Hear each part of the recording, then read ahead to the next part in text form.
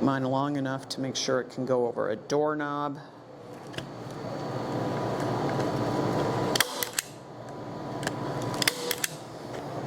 And there you go.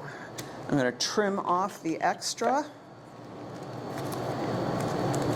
Now, if you don't find that your staple gun's going in quite far enough, put a little glue on it. It's just that glue is not strong enough to handle this on its own. Now, if you don't like how it's hanging, now it hangs a little awkwardly like this right now because the way it's weighted, but if it hangs up against something, it hangs just fine. Work your hangers the way you want them. I love this. I think this came out so beautifully. I am really, really super pleased with this. We're going to let this dry. I got more shells set aside to do other things, and we'll be good to go.